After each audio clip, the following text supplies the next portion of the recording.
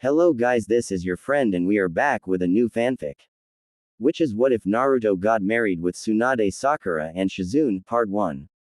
And if you enjoy this fanfic then please press the like button and subscribe to my channel for more fanfic like this. And now let's start the fanfic. Naruto Uzumaki was sitting by himself on his usual swing in the academy playground, staring down sadly. Heartbroken and frustrated at yet his third failed attempt to complete the genin graduation exam, the blonde whisker-faced youth didn't have the energy or the enthusiasm to do anything else. Why does that one jutsu trip me up every time? He asked himself in his frustration.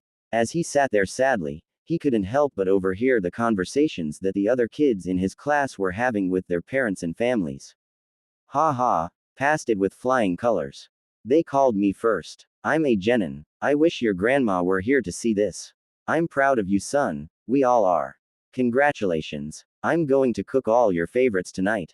We'll have a feast. This only served to remind Naruto of just how lonely he was. There was no family there to comfort him or let him know that everything would be okay. What made him even sadder was that even if he had passed, there would be nobody there to congratulate him, either. It was with these thoughts in mind that a particular conversation found its way into Naruto's ears. There, do you see him? Asked a feminine voice that was laced with a spiteful edge. It's that boy. I hear he's the only one who failed, another female voice responded, this one with not as sharp an edge, but rather laced with what seemed to be nervous fascination.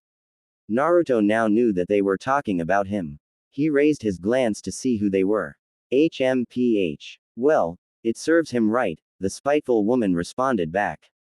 Naruto noticed that this woman had the darker hair of the two, and had what appeared to be some kind of shawl wrapped around her forehead. She, like her companion, was dressed in the garb of a typical housewife, simple utilitarian dress with a shirt on underneath it. The scowl on her face gave one the impression that it was the usual expression she wore. The other woman responded, just imagine if he became a ninja, I mean, he's the boy who. Shish. The spiteful woman interrupted quickly, we're not allowed to talk about that. What are they talking about? What did I do? Why do people keep staring and glaring at me like that? He thought to himself at what he overheard, his frustration now giving way to hurt and anger at the unfairness of it all. He picked his gaze up and looked directly at the two women who were quietly deriding him, making direct eye contact with one of them. He noticed that this woman was the prettier of the two. It was clear that she was a civilian, but given her slender build, one couldn't help but wonder if she might have at one time been a kunoichi. Her hair was brown also, but of a lighter shade than her companions, and her head was unadorned. She wore a scowl that was similar to the spiteful woman's scowl, but wasn't quite so pronounced. Unlike the other woman, the nervous woman's scowl looked like it didn't belong there. As he continued looking right at her, he noticed a change in her posture and expression when they made eye contact. Tsubaki Kenpi kept her peace at her friend Abara's sharp reminder about the law regarding that boy. She knew what he was. She knew what he carried inside him, and she, like so many others, was content to act as though he didn't exist. Every time she saw that boy in the village, she was reminded of that horrible night, the night that she, like so many others, had lost so many loved ones to the nine-tailed fox's horrific attack. She had married young, as many kunoichi were wont to do. At the tender age of 13, her husband, who had been 5 years older than her, was a newly promoted junin on the night the nine-tailed fox had attacked. The attack left her husband dead, and her alone to raise her 2-month-old daughter Kasumi by herself. She had just made chunin at that time after 4 years in the shinobi program. She had been a member of the last class to graduate early due to war. She'd had to retire so that she could raise her child, and her life had not been easy. Fortunately for her, when Sarutobi retook the mantle of Hokage, he had set up a fund for those who had been orphaned or widowed and made into single parents as a result of the catastrophe that struck the village. Tsubaki knew Abara had it just as bad, but Abara had become much more embittered about how her life had turned out since that night. Abara had never been particularly compassionate anyway, having been a bit of a bully during her academy years, a path that her daughter, Amy, seemed to follow her in. As much as it saddened Tsubaki, she knew that Abara would likely never change, and probably didn't want to. She on the other hand, had always wanted to be a medical field ninja, as she preferred helping people to hurting them. She remembered reading about the legendary Lady Tsunade's illustrious career as a genius medic and ninja during her time in the academy, but what had intrigued her the most was Tsunade's proposal during the Second Great Shinobi War to institute a medical ninja in every squad. Tsubaki, herself, thought that this was an ingenious idea, and she never really understood why the idea was never adopted. If it had been, who knows how many lives could have been saved on the night of the Nine Tails attack. It was shortly after this last thought that she noticed Naruto looking right at her. Her first impulse was to glare at him, but after a moment of looking directly into his eyes, she saw something she'd never seen before. Those blue eyes were so full of sadness, pain, loneliness, to the point of almost complete isolation. Then she saw even more frustration and anger that stemmed from the sadness, pain, and loneliness that he felt. She'd seen those things in her own eyes so many times when she looked into a mirror. It was terrible to feel those things. It was even worse to recognize them when you looked into your own eyes. It made you wonder what others saw when they really looked at you. She always felt exposed when she saw those things in herself, but this was different. She never saw those feelings to such an immense degree in her own eyes. Her face morphed into a confused, saddened frown, before settling into an ashamed one. She averted her eyes from the boy, unable to continue meeting his gaze anymore before she decided to look around for her own daughter. When Kasumi had come up to her, she gave her a phony smile and congratulated her, Kasumi being none the wiser as to what was really going on in her mother's heart and mind. Abara had done the same with Amy when she had approached, although her smile and praise seemed more genuine than Tsubaki's had been. They all walked away to celebrate their daughter's accomplishment, but Tsubaki sent one last look Naruto's way, making eye contact briefly once more, seeing so nothing different this time, confusion and recognition. She quickly put it aside as she saw Mizuki-sensei making his way to Naruto, intent on talking to him about something. Naruto became confused as the woman's face seemed to change. It started with a glare, but then turned into a frown. She became confused, then sad, then she seemed to avert her gaze. Is she ashamed? And of what? She can't be ashamed of what she just said about me, can she? Nobody's ever been ashamed of that, he thought to himself in genuine confusion, trying to solve the puzzle just presented before him. She's probably just ashamed of acknowledging my existence. The rest of the village would rather I wasn't around, so that's got to be it, he thought bitterly, belly. Eving he had solved his mystery. Some prompting within him, however, told him to continue watching this woman. He didn't know what it was, and looking back, he could only chalk it up to her abnormal reaction to making eye contact with him. When most made eye contact with him, they usually glared eyely, or angrily, but never guiltily. What made this woman so different?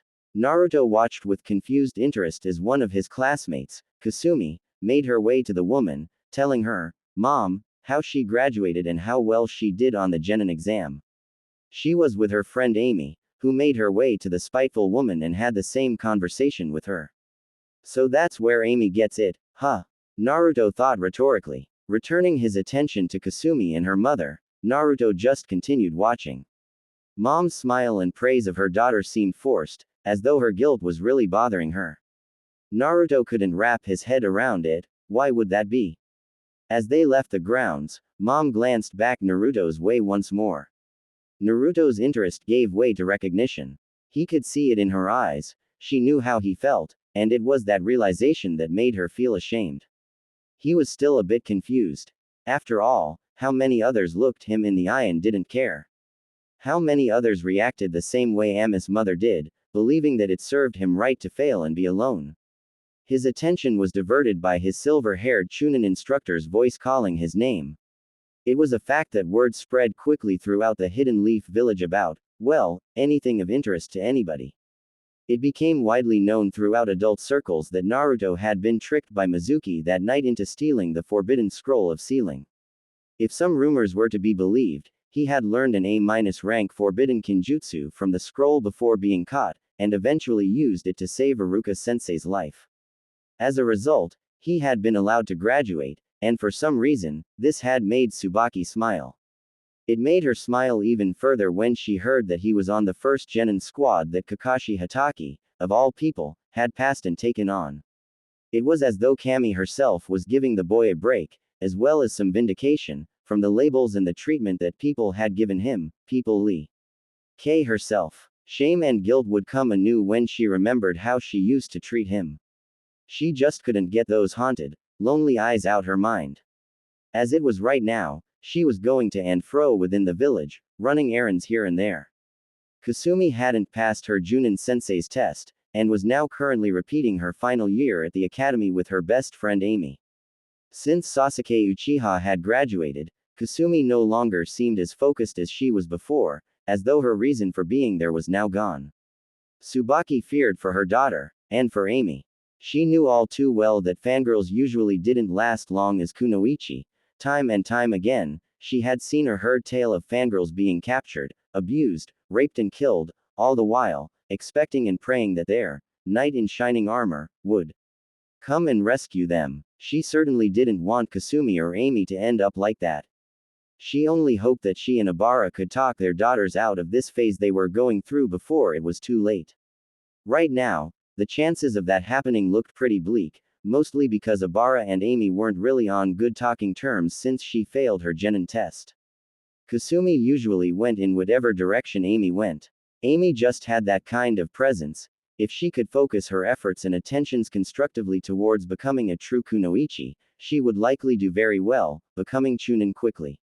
Amy could lead people, of that there was little doubt. It was just that she usually led them in bullying others. There he was again, that boy, Naruto. She just watched as he and his two teammates suffered through a D-rank mission, walking the Inuzuka dogs. It would seem that whenever Naruto got involved in something, he jumped in with both feet.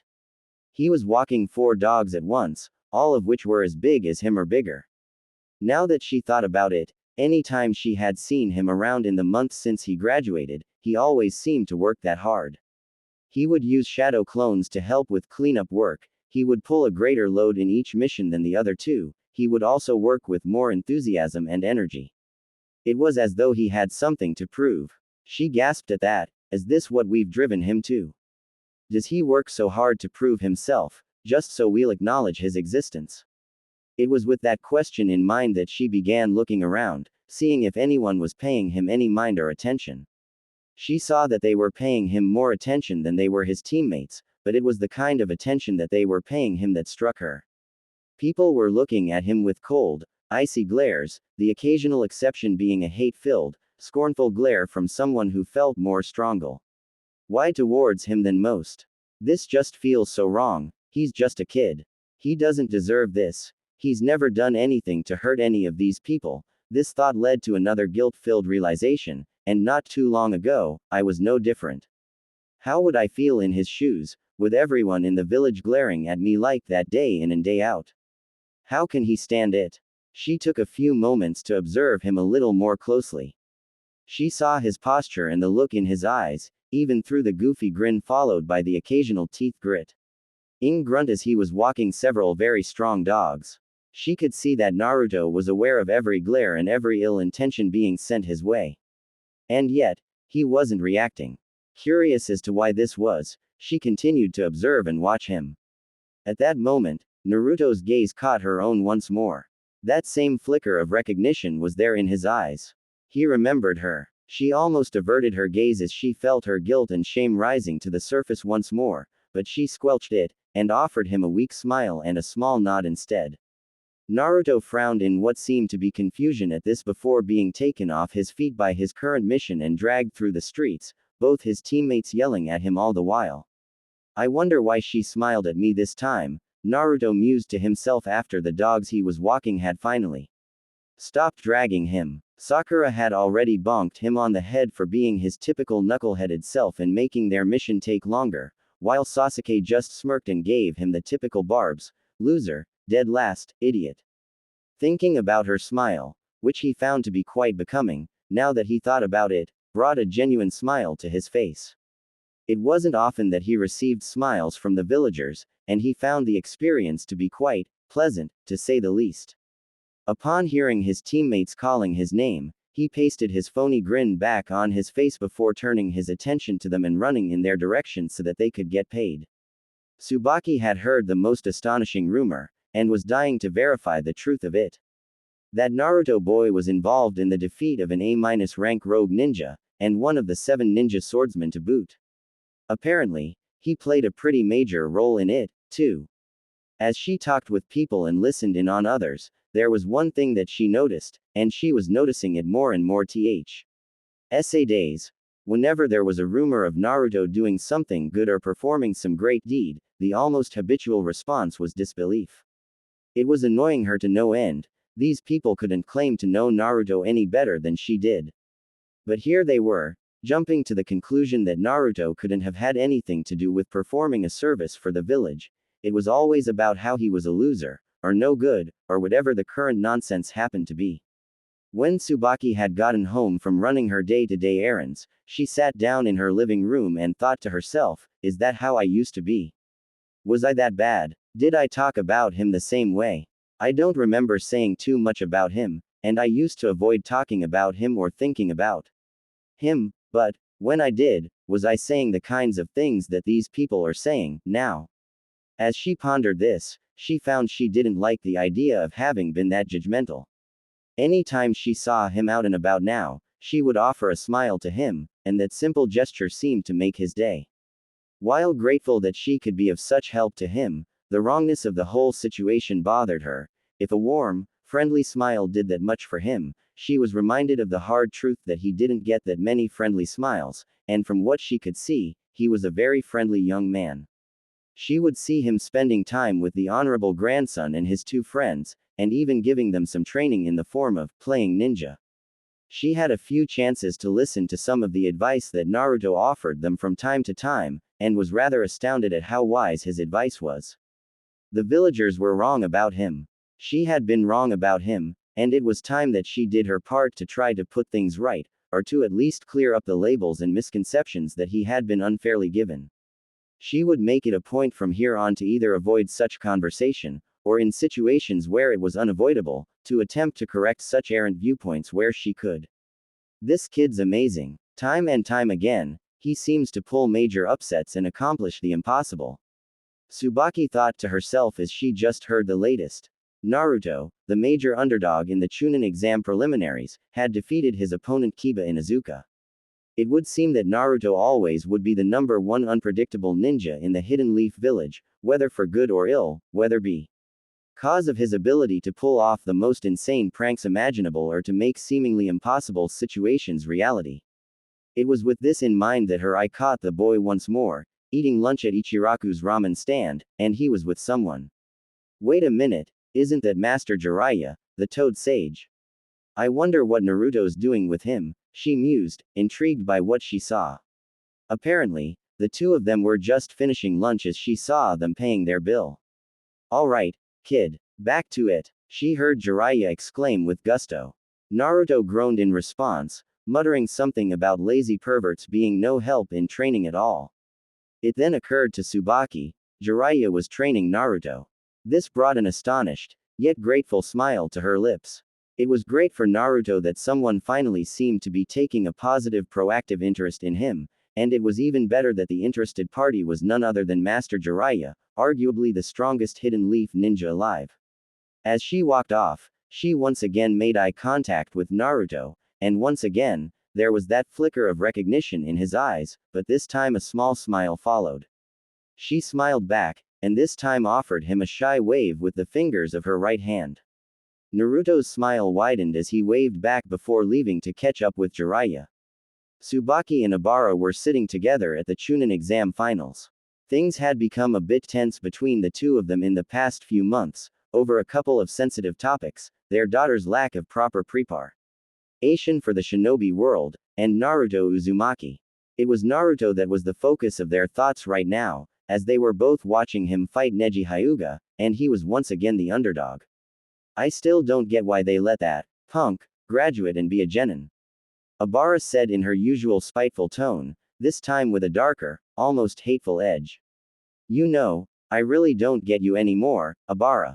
Tsubaki exclaimed, her frustration finally reaching its limit. What do you have against him? He's never done anything to you. He's never done anything hurtful or bad to anyone in this village. The most he's done that might be considered trouble is pull off harmless pranks, and since he's been a ninja, he's done nothing but serve this village. He works harder at his missions than any other genin I've ever seen. So, answer me, what do you have against him? Abara looked at her friend in shock. Where had this come from? She always agreed with her before about that good-for-nothing punk. What do you mean, what do I have against him? You were there that night. You lost your husband, too. Abara responded in indignation, fortunately being drowned out by the noise of the crowd. And just how is that Naruto's fault, huh? Did he ask to be born that night? Did he ask to have his resident sealed inside of him? Has Naruto ever shown that he's anything like his resident at any time? Tsubaki asked indignantly, taking care to use certain catchwords to make her point while not breaking the law. Does Naruto behave like the T in any way? Have you ever taken just a few moments to watch him? Or is it just easier for you to blame him for what your life is like right now instead of taking responsibility and moving on? Abara looked stricken at that.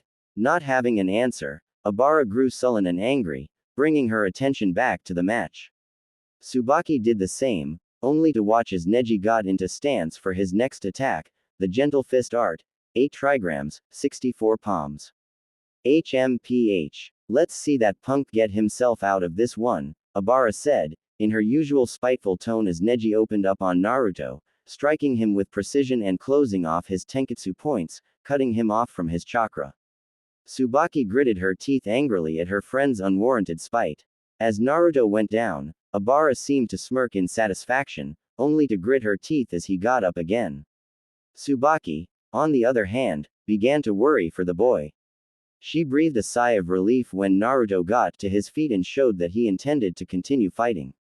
Both she and her companion began to get nervous, however, when Naruto seemed to start drawing on the Nine Tails chakra. What's going to happen now? Tsubaki thought worriedly. Abara simply sat there, glaring at Naruto in fearful anger. They both continued watching as Naruto maintained control of himself, continuing his fight with Neji, which ultimately ended with both of them knocking each other across the stadium, with enough force to make craters in the stadium grounds. As Neji got out of his crater and stumbled over to Naruto, Abara chuckled darkly, while Tsubaki worried for Naruto while at the same time hoping that Naruto would get back up. After hearing Neji's diatribe about the reality of a failure, and then watching Naruto explode from the ground and connect with a strong uppercut, knocking Neji into the air and backwards about 30 feet, she grinned ecstatically. Somehow, she knew that Naruto would pull off a victory, and she was happy beyond words to be proven right. It was what happened next, however, that would burn itself into her memory forever, and begin to awaken feelings she never thought she would have toward the boy. Naruto responded to Neji's embittered acknowledgement of his defeat. For the record, I failed the graduation exam 3 times, cause there was this one jutsu that was always on the exam, and it tripped me up every time. It was the one jutsu that I just couldn't master. Tsubaki was listening intently, hanging on every word that came out of his mouth. She didn't know why, but for some reason, she had to know what he would say. Naruto continued, my clones were pathetic. That's right, I flunked the shadow clone jutsu every time. So don't come whining to me with this destiny stuff, and stop trying to tell me you can't change what you are. You can do it, too, cause after all, unlike me, you're not a failure. The proctor called the match, declaring Naruto the winner. The crowd erupted in applause, giving Naruto the standing ovation he greatly deserved. Tsubaki, one of the very first to stand, began to cry, overwhelmed with admiration towards Naruto, and still feeling a bit ashamed of herself at how she once agreed with Abara about him. She clapped fervently, grinning widely, and lost in her own thoughts. Naruto, how could I have been so blind? How could I have looked down my nose at someone who has such incredible strength of character? Who are you, Naruto Uzumaki? I don't know, but I mean to find out. With this, she resolved to seek him out after the Chunin exams were over. She still didn't know why, nor did she even know what she would say to him once she found him, but for some reason, she felt compelled to seek him out. She found herself evaluating the fight between Naruto and Neji, and what struck her the most were the differences between their characters, perspectives, and viewpoints. Neji had been callous, cruel and arrogant, looking down his nose at Naruto, never bothering to even call him by his name, instead using names such as loser, failure, worthless, and impudent little brat. What made it worse was that Neji's arrogance had drawn the rest of the audience in, as well. Naruto had been completely written off as the loser of the fight by this crowd, simply because Neji's overconfidence had drawn the crowd to this conclusion. Naruto, on the other hand, didn't back down, but never did he respond even in kind to Neji. Even now, when Naruto had more than earned the right to gloat over his clearly defeated opponent, he wasn't doing so. There was no disrespect or condescension in his voice at all. He was a gracious winner, and even went so far as to try to spur Neji on to change and better himself. Tsubaki looked over at Obara once more, and her smile dropped at what she saw. Obara hadn't gotten up with everyone else. She hadn't even applauded Naruto's hard-earned victory, but rather just sat there with her arms folded on front of her and the same ever-present scowl on her face. This time, though, she could see a trace of shame in Obara's eyes as well. Obara was looking downward slightly, as though she knew she was wrong to have such hateful anger towards Naruto, but was still unwilling to let it go. Maybe it's time that I reevaluate my friendship with Obara, Tsubaki thought to herself, disappointed that Obara could hate someone, a child, no less, that much, especially knowing that she had no right to hate him at all. Again, this was accompanied by her own feelings of guilt, not having realized it sooner, or even paying attention to this aspect of her friend's nature that she now found quite unsettling. After sitting down, Obara growled out sullenly, "Why do you like him so much?" Quote. Tsubaki turned to Obara and responded plainly, "Because I actually dared to look him in the eye, and I saw a hurt, anguished, lonely and confused young boy. I saw the same things in his eyes that I often see in my own eyes every time I look in the mirror, except that they were magnified in his.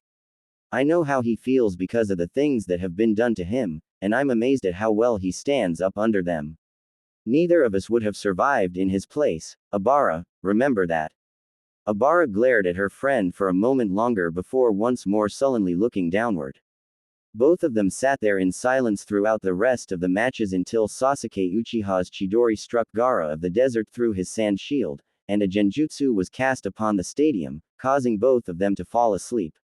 Tsubaki and her daughter Kasumi were both dressed in black, the expected attire for mourning in public at a funeral. Both of them were shedding silent tears, so much damage, so many losses. So much had happened in the Leaf in the 3 days since the Chunin exams. The village had been invaded by both the Hidden Sand and the Hidden Sound. The invasion had been repelled, with Naruto himself taking out the most dangerous opponent in a fully transformed Gaara, by summoning none other than the chief Toad Gamabunta himself. The cost, however, was high, so many Leaf shinobi were killed in the battle, foremost among the casualties being 3rd Hokage Hiruzen Sarutobi. The only event that Tsubaki could even compare it to was the aftermath of the Nine Tails attack. There was that much destruction. The funeral service for all of those shinobi who had fallen during the invasion was in full swing, but Tsubaki was distracted by thoughts of a certain blonde boy that she'd caught sight of as he arrived with his teammates and went to the roof of Hokage Tower, where shinobi in the village and the D's family and friends were mourning in a reserved area. Her heart nearly broke when she saw the state he was in, and she couldn't get that image out of her mind. This was the first time she'd ever seen him injured, as he had gauze taped to his forehead and both of his cheeks, as well as a few bandages on his body, but it was his expression that struck her more than anything else. He looked sadder and more heartbroken than she could ever remember seeing him, even when she made eye contact with him at the academy. It was a look that she just wanted to take away from him. It was with these thoughts preoccupying her that she suddenly noticed that the service was over. She saw Naruto with his teammates and Sensei leaving the tower together. Tsubaki thought for a moment to approach Naruto as she had resolved to do during the Chunin exam finals, but decided not to as she saw him comforting and being comforted by some friends and comrades. It wouldn't be appropriate right now. Kasumi needs me more, and his friends need him more as well. I can approach him later, she thought as she attended to her and her daughter's grief. After the ceremony had ended, Kasumi had returned home on her own, while Naruto and his team had already left in order to get back to duty. As Team 7 walked away, she saw that Iruka hadn't yet left. I have seen Naruto and Iruka together a lot. They're pretty close from what I can gather. Maybe Iruka can tell me a little bit about him, she mused before walking up to Iruka to indulge her curiosity about Naruto. Excuse me, Iruka, she asked in order to garner the Chunin instructor's attention. He turned his head in her direction. Tsubaki. Tsubaki Kenpi, he asked before smiling. Wow, it's certainly been a while. How are you, all things considered? Tsubaki smiled in response. I'm doing okay. How are you? I'm alright, all in all. Tsubaki nodded. That's good to hear. Listen, I was wondering, how well do you know Naruto Uzumaki? Quote. Iruka frowned curiously. That's pretty random. Well, maybe, but I was just hoping I could learn a little more about him beyond what most people here in the village have to say. Iruka's frown went from curious to saddened. Yeah, it's true that generally people in the village aren't fair to him, but why not just ask him yourself? A couple of reasons. One is that either of us or both of us are too busy for me to be able to approach him and have a conversation of any length with him. But, the truth is that, even if I did have the chance to talk to him, Tsubaki paused, a dejected frown adorning her own features as she finished, I wouldn't even know what to say.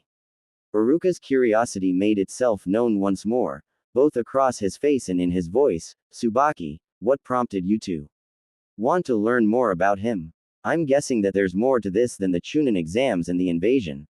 Tsubaki told him her story, beginning from when she and Abara saw him on the swing by himself after he had failed the academy for the third time, continuing through the other times she had encountered him and seen him, and ending with her decision to seek him out and try to talk to him.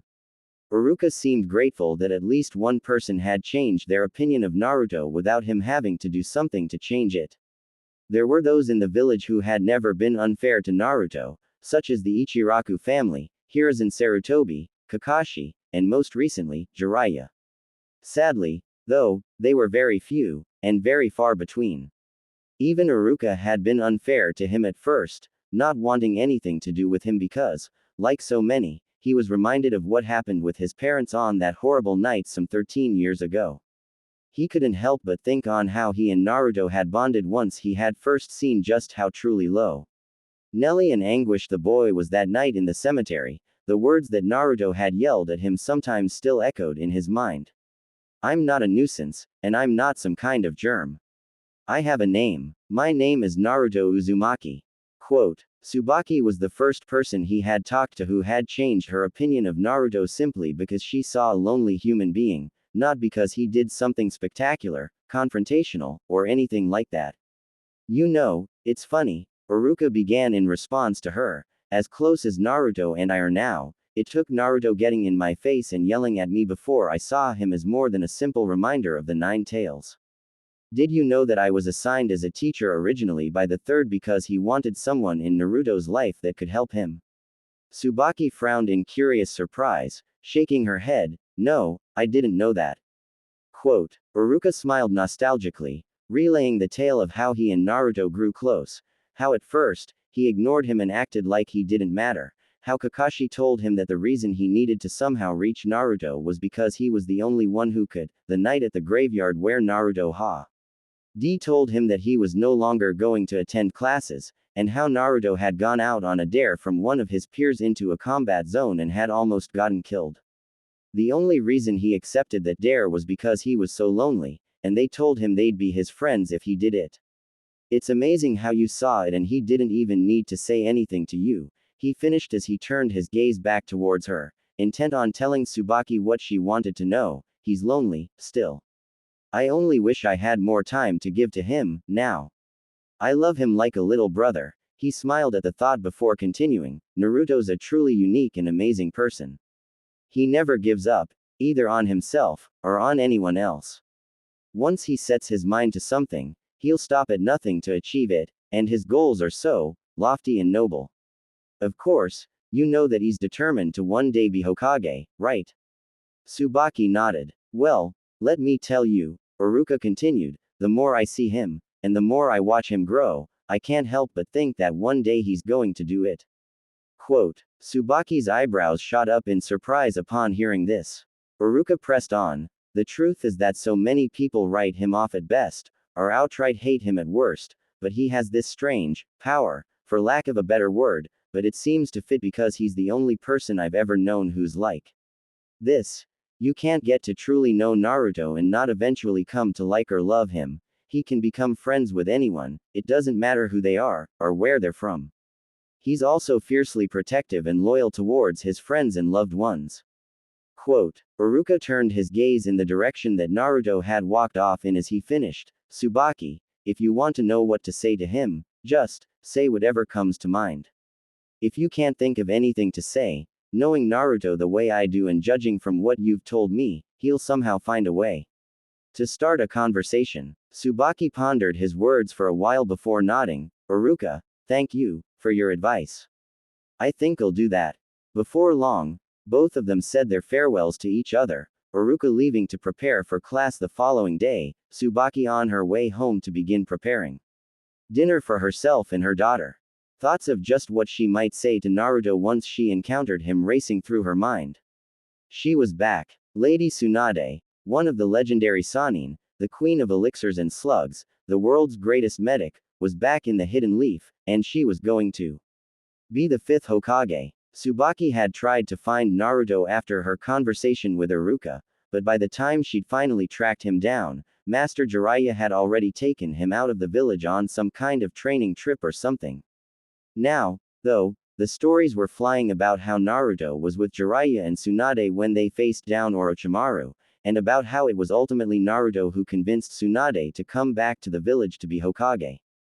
Tsubaki's hero was back, and it was Naruto who brought her home. It was reported that they were a short distance away from the village gates, and they would be walking through the streets any minute now on their way to the Hokage Tower.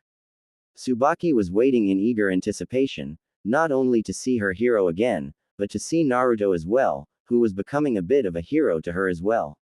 Shortly afterwards, the sounds of cheering could be heard from the direction of the village gates. They had arrived. The cheering grew louder as those closer to Tsubaki caught sight of Tsunade and party. It wasn't much longer before Tsubaki saw them, and there was Naruto running up to walk right alongside them, all sporting a mile-wide grin. Tsubaki noticed that this grin wasn't like the phony, goofy grin she'd see on his face when she usually watched him. He was genuinely happy at that moment. She smiled at this, as from what she could tell from her observations of the boy, as well as what she learned about him from her conversation with Iruka, genuine happiness was something Naruto rarely experienced. Tsubaki began to cheer with everyone around her as the party drew near. She made her way to the front of the crowd so that she could get a better look at Naruto. She saw that the young blonde must have noticed her movement out of the corner of his eye, as he turned towards her the moment she emerged toward the front. Smiling even wider, and nodding and waving at him again, he closed his eyes and waved back once more before turning his attention back towards He trio that he was following. Tsubaki noticed that a few of those around her started looking her way, mostly in confusion, probably wondering how she and Naruto seemed to know each other. She just shrugged it off and continued cheering with everyone else. Tsubaki was frantic with worry. Naruto had just been brought back to the village by Kakashi, and from what people knew, he was very badly injured.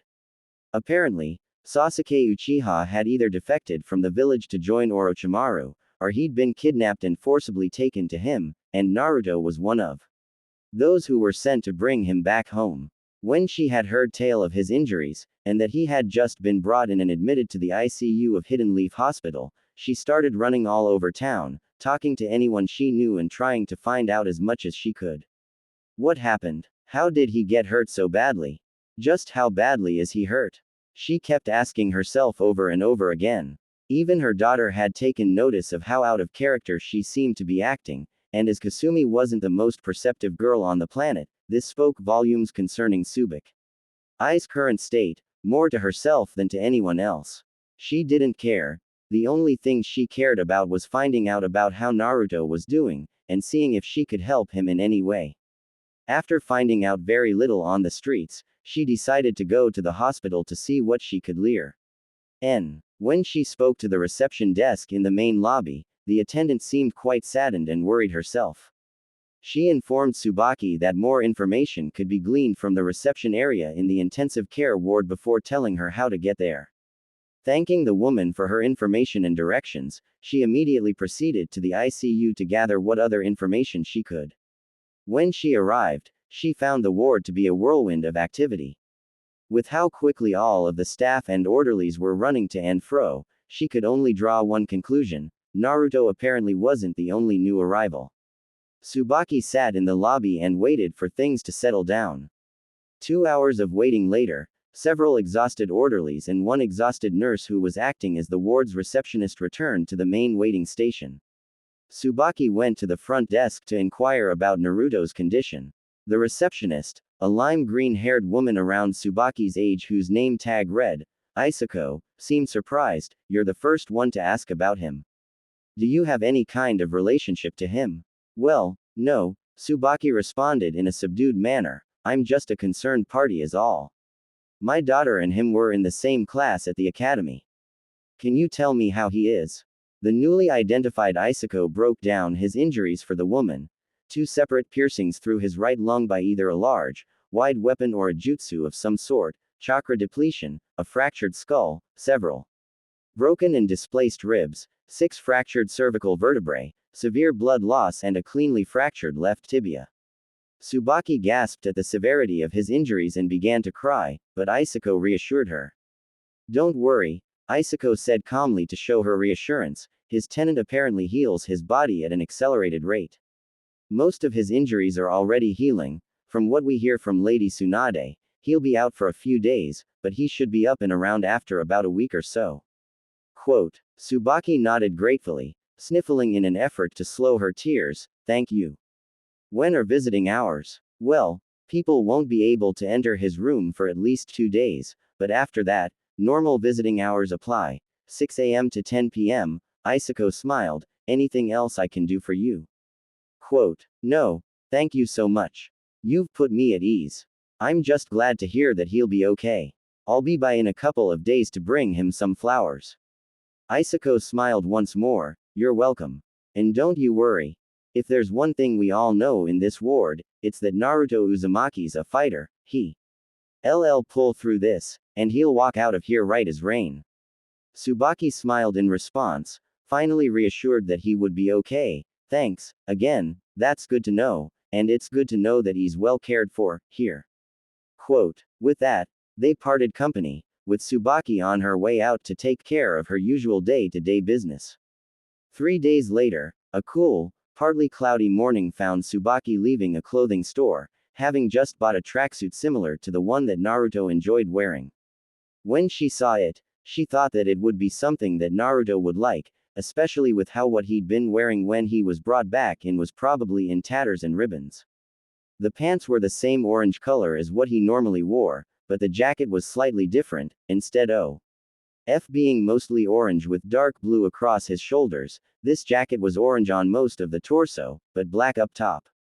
The black in the new jacket didn't just cross his shoulders and upper chest, though. The sleeves were also black, and the zipper line of the jacket was also solid black, about 2 inches out from each side of the zipper. It was also a bit big for him, but she figured he would grow into it once he hit his growth spurt. The tracksuit was in a clothing box and wrapped as a present. A few moments later found her at her next destination, the Yamanaka flower shop. Entering the store, she heard the bell chime as the door moved, alerting the attendant on duty that a customer was entering. A moment later, one Ino Yamanaka came jogging into the sales floor. "Hello, welcome to the Yamanaka flow. Oh hey, you're Kasumi's mother, aren't you?" She piped out inquisitively with a smile. "Yes, Ino, that's right," Tsubaki responded, returning the girl's smile. "I'm here to get a small bouquet. For a hospital patient." "Okay, well, give me a minute to put something together for you," Ino responded cheerfully. Tsubaki waited patiently, watching Ino work. If it was one thing the girl knew well, it was how to put together a beautiful floral arrangement. Kasumi had complained to her mother abo Ino's talent in that regard when they took the kunoichi-only classes together in the academy. The bouquet was a beautiful circle of white lilies surrounding a single sunflower in the center, all placed into a vase. Tsubaki requested a particular bright orange one that caught her eye. So, who's the patient you're going to see? Ino asked curiously. Oh, no one you need worry over, Tsubaki responded tactfully, and thanks for preparing this for me. You're welcome, Ino responded with a smile, hiding her disappointment well. Tsubaki quickly paid for her bouquet and left, wishing Ino a good day on the way out. Ino responded in kind before resuming the tasks of keeping the store presentable and the merchandise fresh. Half an hour later, Tsubaki entered the hospital and made her way directly to the intensive care ward, GI. And flowers in hand. When she arrived, she saw that Isako was on duty now as well. She saw Tsubaki and recognized her immediately. With a smile, she stood up and bade Tsubaki follow her, leading her directly to Naruto's room. As they approached the room, Isako stopped and turned to Tsubaki. Brace yourself, she warned, Naruto's pretty banged up right now. But I promise you, he will be fine. Okay. In fact, she extended her hands in Tsubaki's direction, why don't you let me hold those for now? Quote. Tsubaki nodded nervously, afraid of what she might see once the door was opened and she was admitted in. Handing the vase and present to Isako, she opened the door herself and entered the room. Upon sighting the patient that she was there for, she gasped and cried out in surprise and horror, Brin. Jing her hands up to her mouth. There on the bed, in a hospital gown, was Naruto. The crown of his head was wrapped in bandages, patches of blood having leaked through here and there. His face was severely bruised and swollen in places, freckled with scratches and gashes. In his mouth was a plastic tube that could be followed to a respirator, assisting him in his breathing. His left thigh was in a cast and elevated by a harness. The parts of his upper body that were not covered by the gown were wrapped in bandages, again with blood seeping through in various places. On the right side of his chest, blood had seeped through the gauze she could tell was underneath the gown, and even into the gown itself. IV tubes were secreting various chemicals into his body in various places, and diodes were taped onto him, allowing various vital readings, such as blood pressure, pulse, oxygen levels and brain activity to be displayed. A brace was on his neck, holding his head firmly in place. Tsubaki couldn't stop the tears that began to flow. Isako placed the vase and the wrapped box down on a counter before turning to address her. I know it looks bad. Looks bad? Tsubaki turned to her, eyes wide in dumbfounded astonishment. Her voice rose several octaves as she repeated, looks bad. He looks like he shouldn't even be alive. How can you be so calm about this? Quote. I've seen him in worse shape, Isako admitted quietly, putting a hand on Tsubaki's shoulder. I don't like seeing him like this any more than you do, but, believe me when I say, he'll be okay. He won't even scar over from this. Just watch. This time next week, he'll be discharged with a clean bill of health and walk out of here without any sign of injury. She developed an amused smirk as she added, though he'll actually sneak out of here before then and head straight to Ichiraku's. He really doesn't handle forced bed rest well, she finished with a chuckle. Tsubaki visibly calmed down at this. So, you're really not worried? Isako smiled and shook her head. No, we're not. We know for a fact that he'll be fine. And we're going to make his recovery as quick and as comfortable as possible in the meantime. Tsubaki turned her gaze back to Naruto to regard him once more. You said you've seen him in worse shape than this, how is that possible? Quote. Well, Isako began sadly, there was one incident when he was just a small boy where he was beaten, severely. It happened on his 6th birthday, and, well, some people decided that ignoring him simply wasn't enough that year. A few drunks decided that they would be crusaders that year, and end the blight left by the Nine Tails attack. They beat Naruto to near death, and, her voice began to break as she started to recall what was done to the small, malnourished blonde child that had been brought in for emergency treatment. Her reaction was not lost on Tsubaki as she turned to her and continued, please don't ask me to tell you what they did to him. They did unspeakable things. They did things that were so bad that the memories of them weren't just sealed within Naruto's mind, they were removed entirely by Inoichi Yamanaka himself. The third punished those responsible so severely that he only told us that the information was classified. The medical records and charts from that attack were also classified and, I think they were destroyed. Quote, Tsubaki found herself in tears once more. She didn't want to imagine what those monsters could have done to this boy. She'd never ask him, as from what Isako had just said, he had no memory of it at all, even deeply buried, and she'd never pursue the matter anyway. She was afraid of what she'd find. She then turned back to Naruto and studied him once more. Don't worry, Isako spoke up once again, he'll never remember that incident, and there are no visible scars anywhere on him from it. Like I said, though, we've seen him in worse shape, and he's pulled through before. He'll pull through good as new. Tsubaki looked at the woman again. Seeing the confidence in her eyes brought Tsubaki great comfort this time. She smiled at Isako in gratitude before turning back to Naruto. As Isako left the room, Tsubaki slowly walked toward him. She stopped at his bedside and brought her hands up to his sleeping face, gently caressing it in an affectionate manner. She leaned down slowly and carefully towards his ear and spoke, I don't know if you can hear me or not, but I'm glad you're going to be alright. I know you don't hear this anywhere near as much as you deserve to, but, thank you. Thank you so much, for everything that you do for us, here in the village. As she finished, she planted a slow, lingering kiss on his cheek, just off of his mouth. After several seconds, she pulled away, tears of gratitude, both to him, and to whatever Kami was watching over him, pouring down her face. She smiled, a warm, loving, affectionate smile, as she pulled away, her fingers stroking his cheeks as she pulled off. She left the room, the receptionist smiling just as warmly as Tsubaki herself was. Maybe it's time I returned to active duty and pursued that dream I had of being a medical ninja again, Tsubaki mused to herself, thinking on the idea of making herself useful once again. Had they stayed in Naruto's room a moment longer, they would have noticed a single tear roll down the side of his face, and that his lips had turned upward into a very weak, barely noticeable smile. Ino Yamanaka had just been relieved of her shift at the shop by her mother. Her next destination was the hospital to visit Choji and Naruto, both of whom she had heard were in the intensive care ward, though Hikamaru informed her Choji had been moved into a regular ward as he was out of immediate danger. Naruto, 5 days after being admitted into ICU, had not regained consciousness yet. On her way out, she picked up a flower for each of them. When she arrived at the hospital, she decided to go to Naruto's room first, as she knew it wouldn't be a long visit.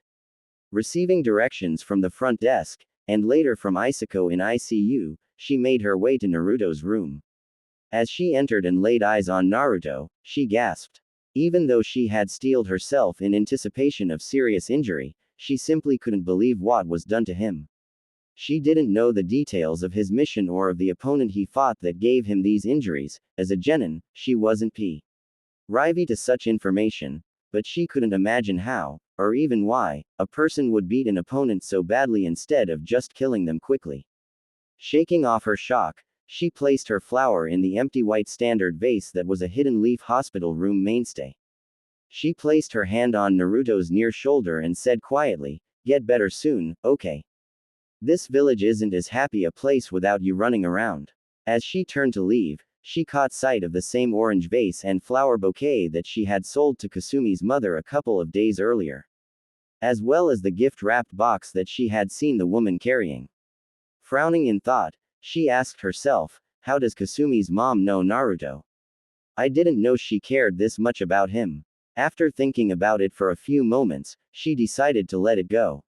She had seen the way that a lot of people in the village had looked at Naruto, and she'd also heard the whispers. She decided that it wasn't important why someone like Kasumi's mother, who she thought had disliked the blonde, now cared about him. What was important was that she cared now. Nodding to herself, and satisfied with her conclusion, she left Naruto's room to go visit Choji and keep him company for a while. Naruto finally woke up. He had no idea how long he'd been out for. The only thing he knew was that he hurt a lot.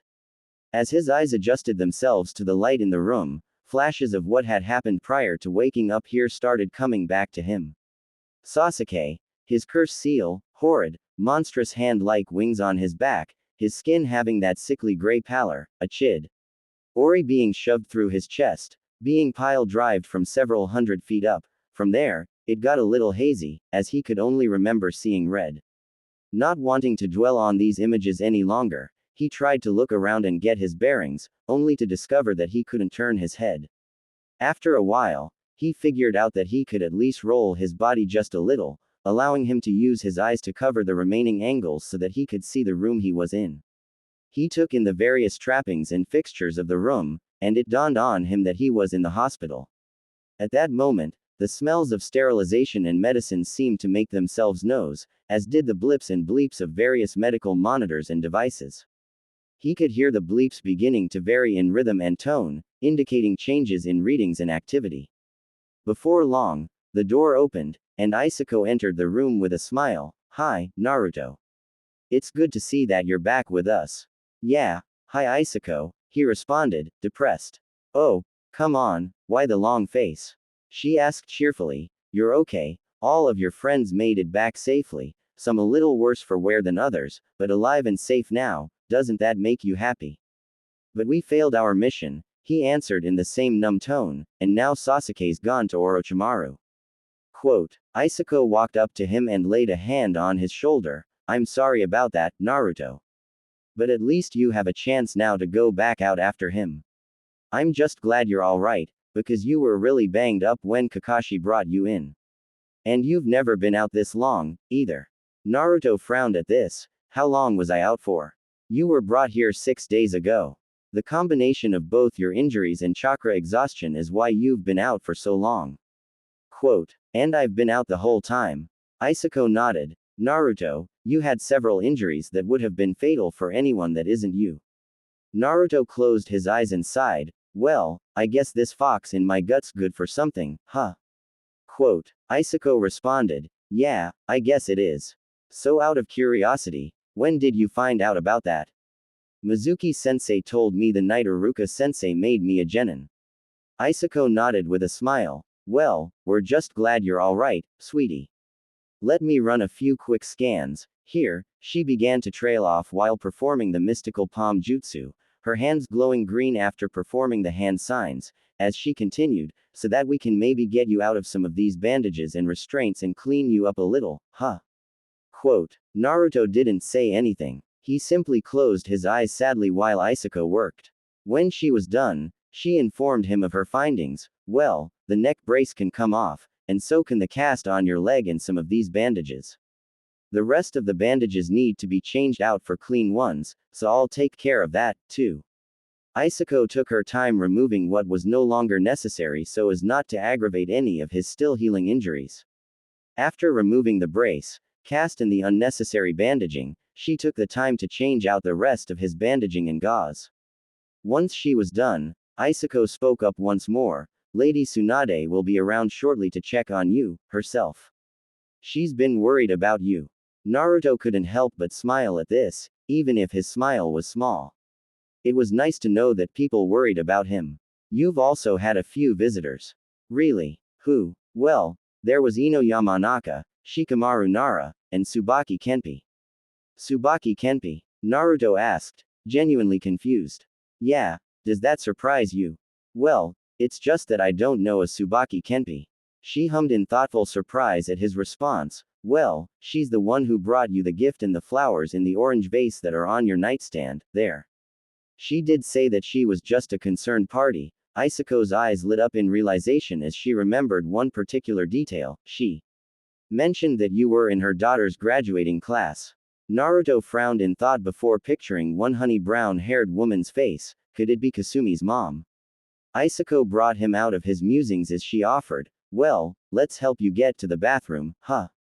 Quote. She assisted him out of his bed and supported him into the bathroom so he could empty himself. Once he was done, she helped him back into bed and updated the chart that was on the clipboard hanging at the foot of bed. "Well, I'll leave you be for now. The Hokage will be here shortly, okay?" Naruto nodded with a weak smile as Isako left the room. Left to himself, he looked at the vase and the gift-wrapped box on his nightstand. There was also a get well card sitting on them.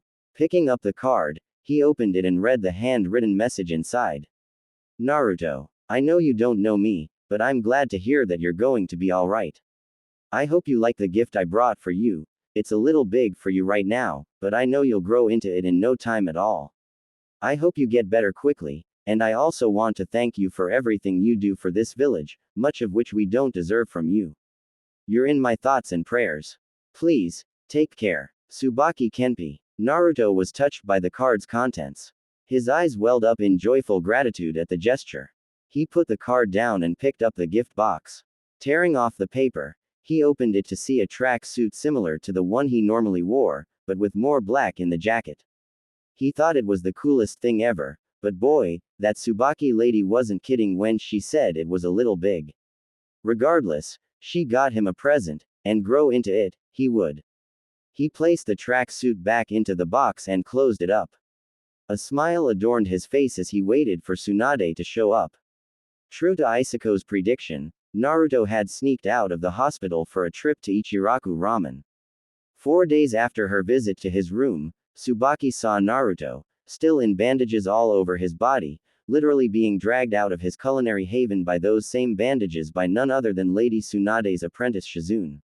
In addition to the bandages, however, he had also been wrapped in a straitjacket. Naruto was protesting loudly that he was fine, and that he felt fine, while Shizune was firmly telling him that he wasn't, regardless of what he said. Shizune also added, somewhat teasingly, that she would allow Naruto to get some ramen, once he was all healed, to which Naruto protested even more loudly, saying that he was fully healed already. Tsubaki couldn't help but laugh heartily at the comical scene being played out before her. At the same time, she was relieved that he was conscious, and he didn't seem to have any overt signs of the injuries he had suffered just 1 week ago. It made her happy to see that he was in good spirits, and that he wasn't letting the things that happened to him get him down. Having caught the infectious smile that Naruto always gave her once more, she continued about her business with a noticeable spring in her step. Tsubaki, for the past several months, had thrown herself into training to get her conditioning back to where it once was. Part of this was just to be of service to the village, but it was also to inspire both Kasumi and Amy to put forth greater effort by showing them what a real kunoichi trained like. Kasumi and Amy did start to notice, but the way they saw Tsubaki working herself into the ground in order to get into Op form once again actually had the opposite effect on the girls. Instead of being inspired, it terrified them both. Whenever Tsubaki offered to allow them to train with her, they both steadfastly refused, disappointing Tsubaki greatly. More and more often found the girls with Abara more than Tsubaki these days. Kasumi would come home to eat and sleep, and also to get help with her homework, but for the most part, mother and daughter didn't talk much anymore. It wasn't too much longer before the girls did graduate, this time passing the second Genin exam and officially becoming Genin. This actually prompted Kasumi and Amy to move out of their mother's houses and get an apartment together. Kasumi, for some reason, didn't really bother coming around anymore. Tsubaki could only guess it was because Kasumi needed to keep her own little idealistic view of what it meant to be a kunoichi up for as long as possible. On the one hand, Tsubaki couldn't exactly blame her. Children wanted to keep their cheerful, naive, innocent view of the world for as long as they could. Tsubaki herself certainly wished she could have kept it for longer than she had, what with graduating during a time of war and having to grow up very quickly on the front lines. But she had thrived as a kunoichi, it was what she was born to do, and she'd been on her way to being accepted as a medical ninja in training when the Nine Tails attacked Naruto. Her thoughts now frequently wandered towards the boy that had won more and more of her admiration since he'd graduated from the academy. If the rumors were to be believed, then he would be leaving to train under Master Jiraiya as his official apprentice for the next 3 years or so. Smiling at the thought, already knowing just how strong he was after hearing more and more of the boy's exploits, she could only imagine how strong he would be in 3 years with Master Jiraiya training him. I imagine he'll also grow into that new track suit I bought for him, too. She thought, in some glee, with just a hint of desire. Okay, Tsubaki, let's not get ahead of ourselves, here, she told herself, reining her thoughts in, though the smile on her face at the thoughts she'd been having stayed there. Jiraiya and Naruto were on their way out of the village. He wouldn't be seen in the village for 3 whole years. The village wouldn't be the same without him, and everyone knew it. His absence would be noticed, and he would be missed, but at the same time, the knowledge of what he would be doing in his absence inspired all of his peers, and many others within the village to work hard and train themselves. Naruto's peers, especially those from his graduating class as well as Might Guy's students, had all started training harder than ever before, not only because they wanted to be able to protect their friend, but because they also wanted to be able to stand and fight alongside him when he returned. Tsubaki could only smile at that thought. Naruto had a presence of inspired leadership that he likely didn't realize he possessed. He inspired people to follow his example simply as a byproduct of who he was, yet another unique power of his that made him truly special.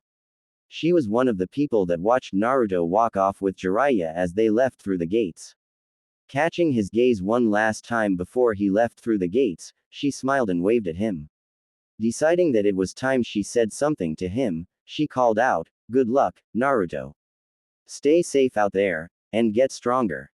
Quote, "Thanks." He yelled back with a smile and a wave of his own, "I will believe it." As the pair walked off, Tsubaki thought to herself, "I can't wait to see just what you'll be like when you get back, Naruto," and with that, she went on her way, missing the blonde whirlwind of hyperactivity Alred. Why? As he and Jiraiya traveled down the road, Naruto couldn't shake the gnawing familiarity in the back of his head. The woman who wished him well. He recognized her as the mother of his old classmate Kasumi, and he had also remembered seeing her around the village, smiling and waving at him. She was one of the more genuine people in the village about her friendliness towards him, that much he could tell, but there was something else. Why can't I figure out what this feeling is? What is it about her voice that comforts me? He asked himself in frustration.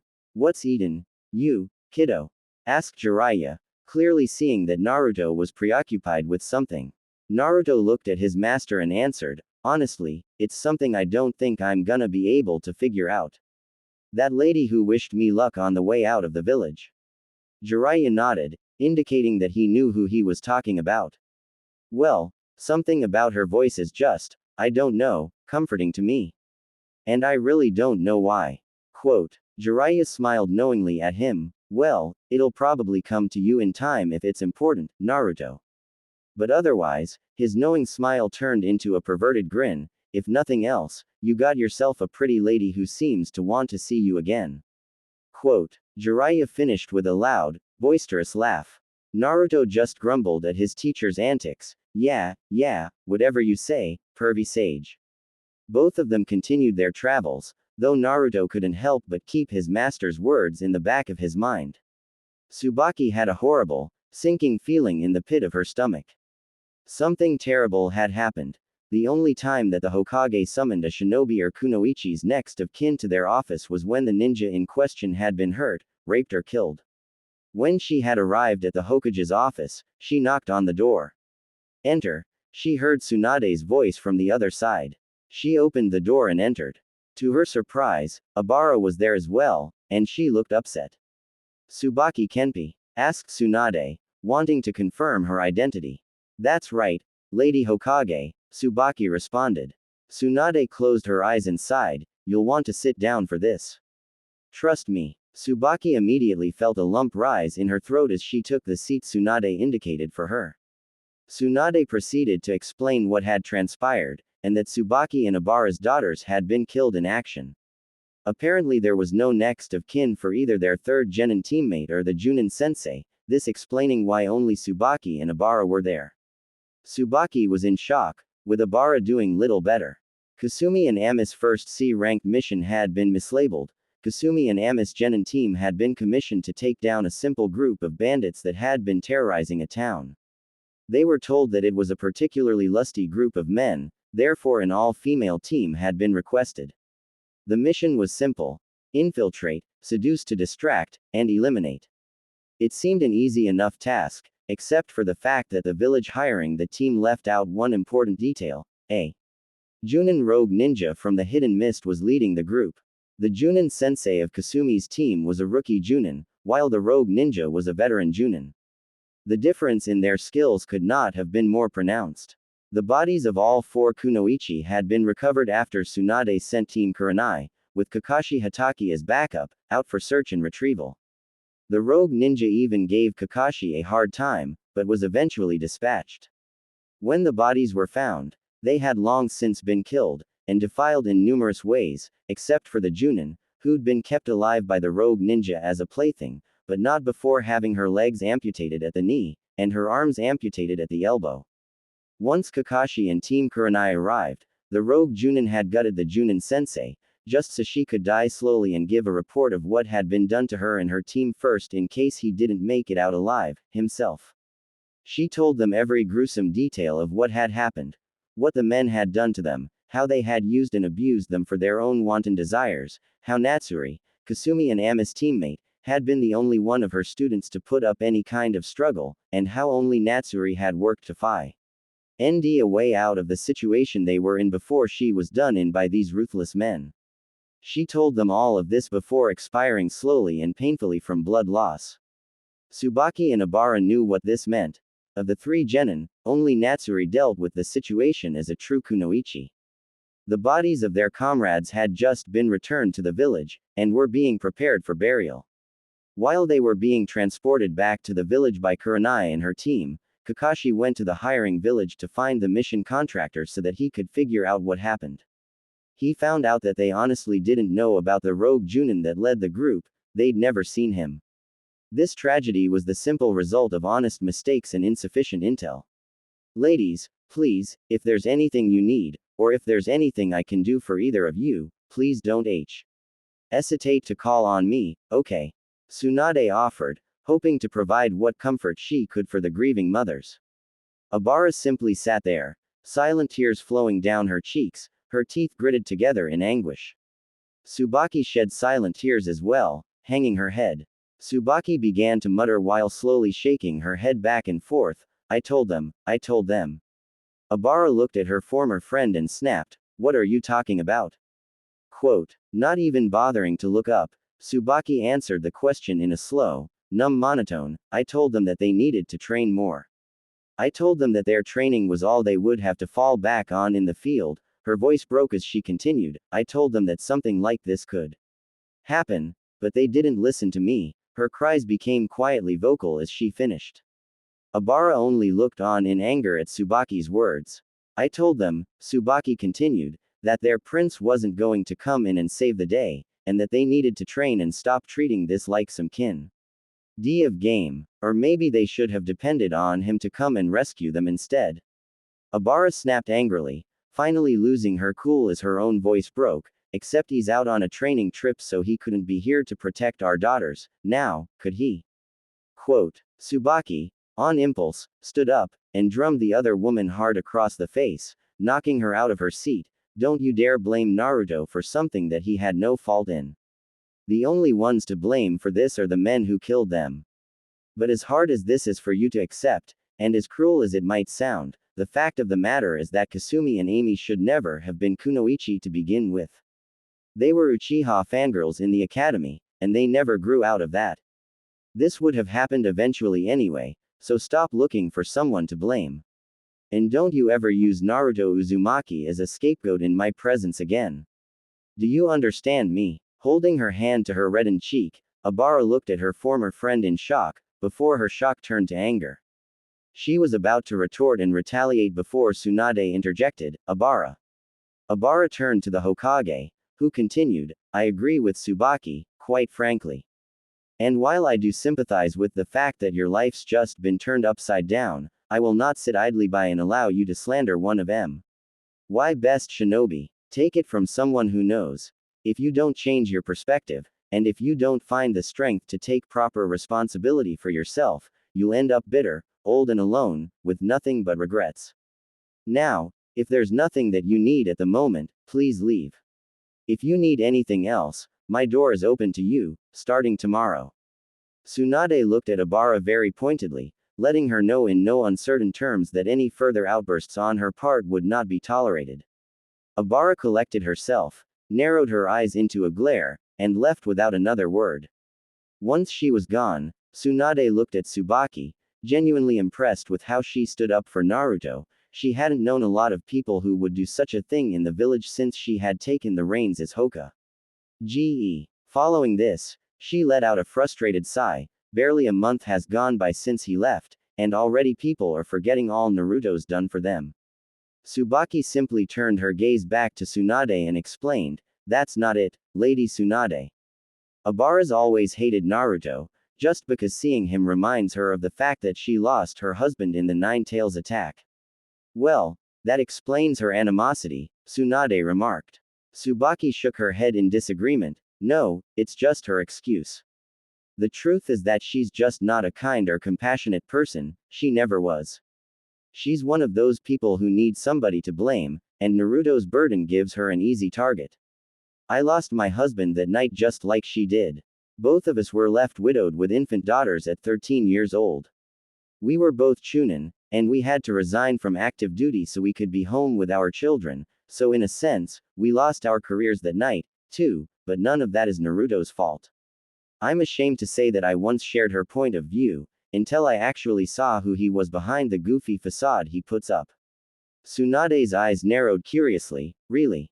What did you see?" Tsubaki recollected the tale of how she saw Naruto on the tire swing as the only student in the academy who didn't graduate with his class, and how at first, she only saw him as the boy who had the fox in him.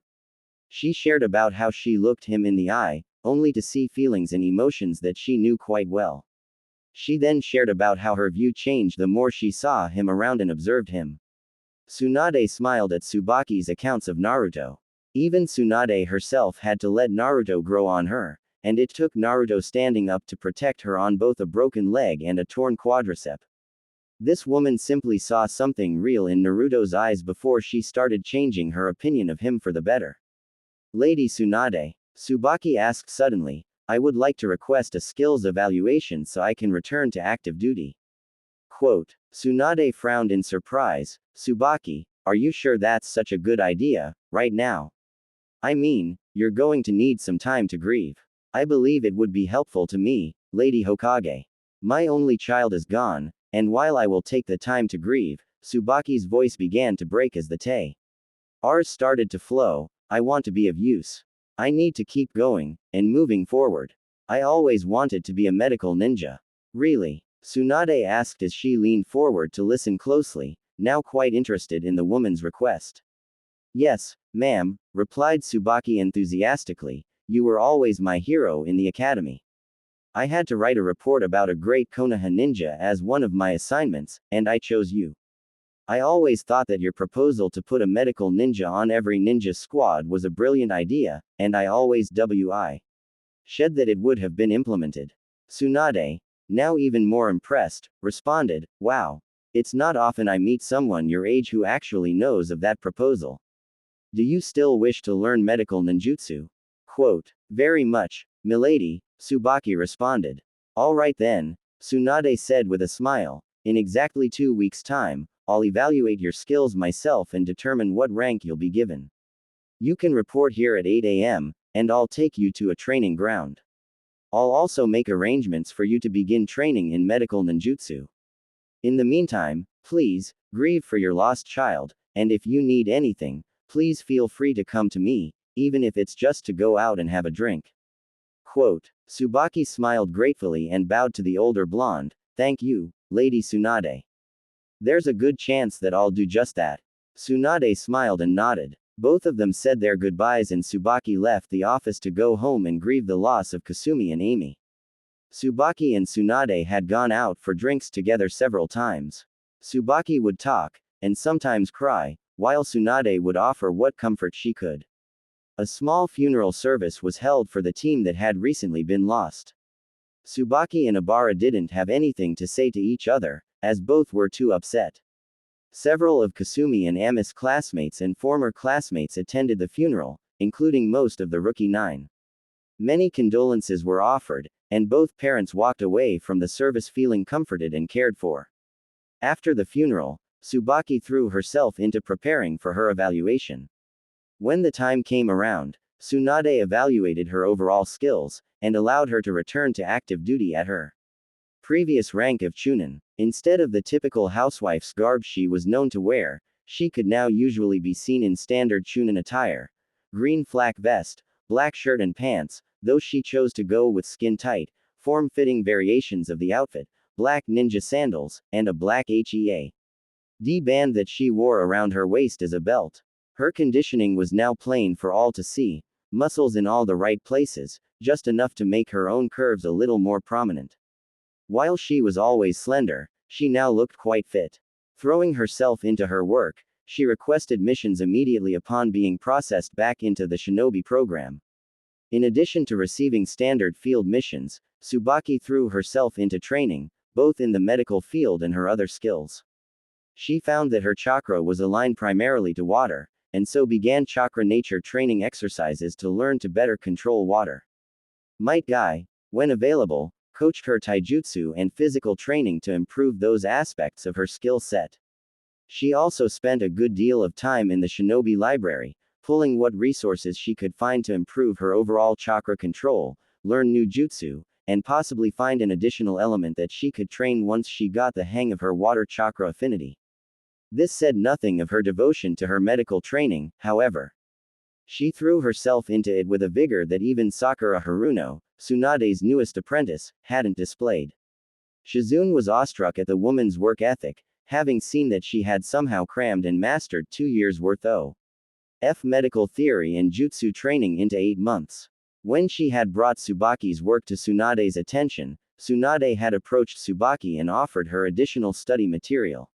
She also expressed her regrets that she couldn't take Tsubaki on as an apprentice at that time, because one apprentice was already quite a handful, especially on top of being the Hokage. Tsubaki, grateful for anything she could get, jumped at the chance to study Tsunade's material, wrapping her arms around Tsunade on impulse, before remembering herself and sheepishly apologizing.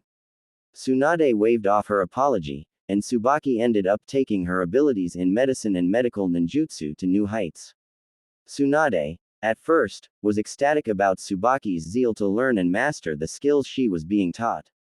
Her joy became laced with curiosity as she saw Tsubaki's drive only grow.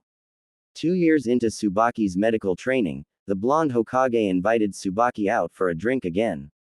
Once they were at the bar with plenty of sake to go around, Tsunade began the conversation. Well, Tsubaki, I can't recall being so impressed with a medical ninjutsu student as I am with you.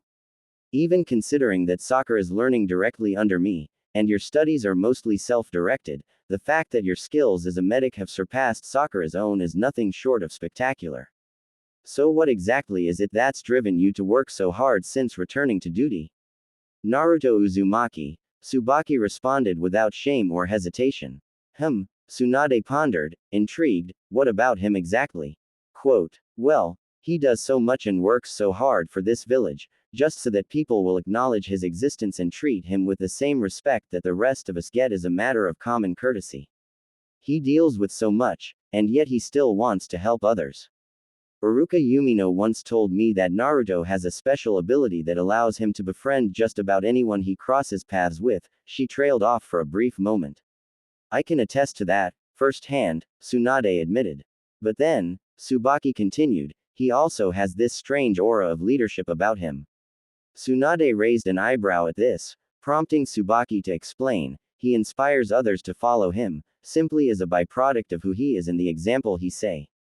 T.S. He works so hard to protect all of us.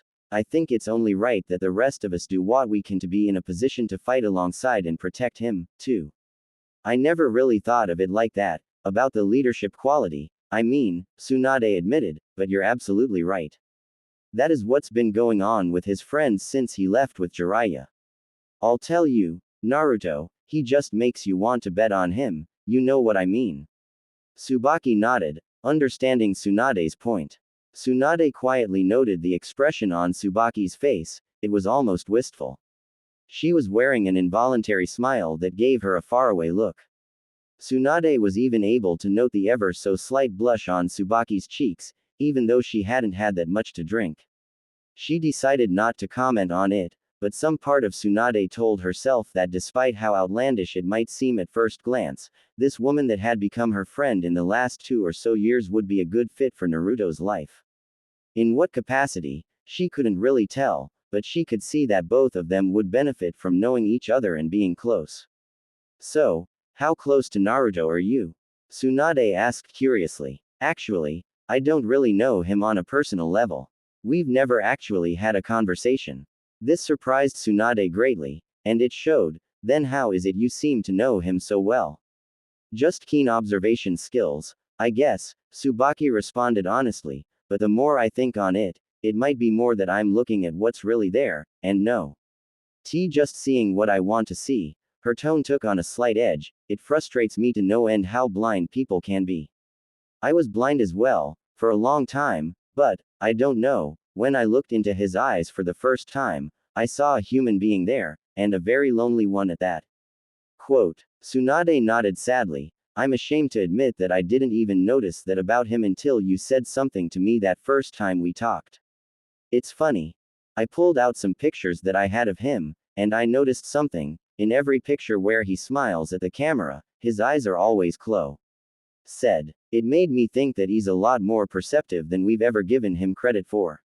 I always thought it was just him being happy and oblivious, but now, I can't help but wonder if he knew what he was doing in trying to hide his eyes from the world. She trailed off as she reflected on those eye mages. Tsubaki just nodded sadly and sighed, before commenting once more, you know what's funny? Ever since the Chunin exam finals 2 years back, after what I heard him say to Neji Hyuga after beating him, I've been wanting to talk to him and find out more about him. I just want to know who he really is. What stopped you? Tsunade asked, genuinely curious. Circumstances, believe it or not, she said with an ironic chuckle. When I was coming, he was going, or the other way around, and at the times where neither of us was coming or going, it just wouldn't have been appropriate to have such a conversation. I guess I just came to accept the fact that if I want to have that conversation with him, I'll have to be patient and wait for the opportunity to present itself. I suppose so, Tsunade admitted, but I believe your chance will come. Quote. I hope so, Tsubaki replied with a smile. I really hope so. I'm home, everyone. Naruto Uzumaki has returned to the Hidden Leaf Village. Could be heard throughout the streets, in Naruto's voice, no less. He's back, Tsubaki asked herself excitedly, snapping her head around to gaze in the direction that the great announcement seemed to originate from. Where is he? What does he look like now?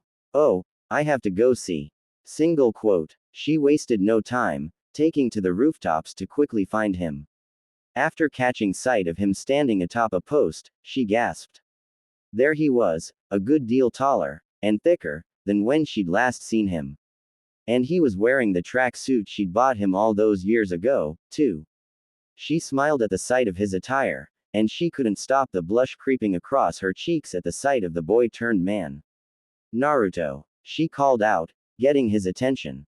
He smiled as he caught sight of her, jumping off the post onto the nearest roof.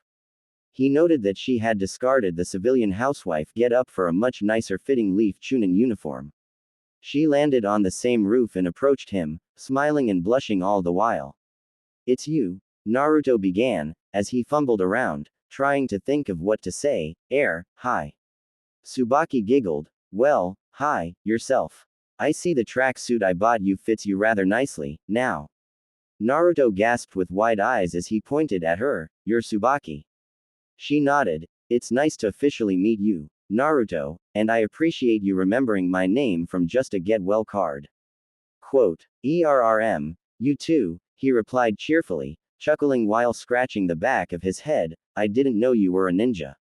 Actually, I had retired from service on the night of the Nine Tails attack. My husband was killed, and I was left to raise our daughter by myself. I returned to active duty a few weeks after you left for your trip. Okay, he said, nodding with a smile. So how is your daughter? Quote. Her face fell at that. Naruto immediately noticed and offered an apology. I'm sorry, if that's a sore spot for you. No, it's okay. You wouldn't have known. She died in the line of duty 3 years ago. Quote. Naruto's own face fell. Oh, I'm sorry. Thank you, She replied, I actually returned to active duty immediately after I was finished mourning her loss. It just seemed like the right thing to do. It gives me a chance to contribute, and I can also do my part in making sure that what happened to Kasumi doesn't happen to anyone else. Naruto's lips and cheeks crept slowly upward into a warm, genuine smile at that. That's good to hear. I'm glad to know you're making the best of something like that. Quote. Tsubaki smiled gratefully and nodded. She then noticed the happy twinkle in his eyes and commented, You know, you have a very nice smile when you're happy. I hope I get to see that smile more. Now, it was Naruto's turn to blush. Thanks, he chuckled sheepishly. I think that a ninja's I form definitely suits you more than a housewife's dress does, and I'm glad to see you like this. Naruto's flush grew more pronounced when he realized what his compliment must have sounded like. Tsubaki's own blush deepened at Naruto's clumsy compliment. Seeing that he was about to panic and ask her to excuse his behavior, she responded, Well, thank you. She had understood what Naruto's intent was, and Naruto seemed to catch that.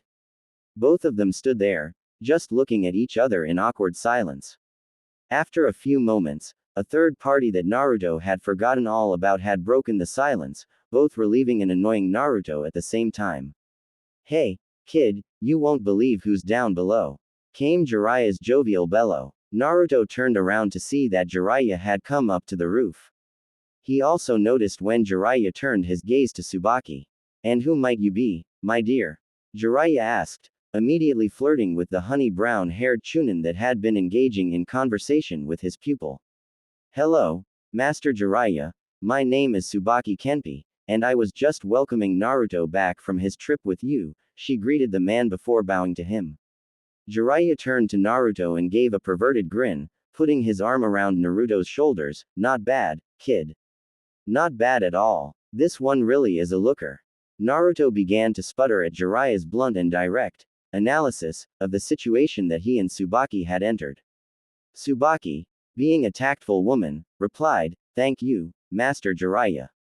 It's nice to receive praise from such a prestigious and powerful shinobi as yourself. Naruto face faltered while Jiraiya's chest seemed to puff out. Well, of course, I am the man to make all women swoon everywhere, he bellowed with a laugh. Tsubaki seemed to adopt a knowing smirk as she continued, but, as far as male company and companionship goes, she walked over to Naruto, grabbing his arm opposite the side Jiraiya was on and finished, I'd prefer Naruto here to you. Quote. Naruto's face fault became even more pronounced, a tomato red blush now covering his entire face. Jiraiya just gave an agonizing yell and started crying anime tears. After a few moments, both Naruto and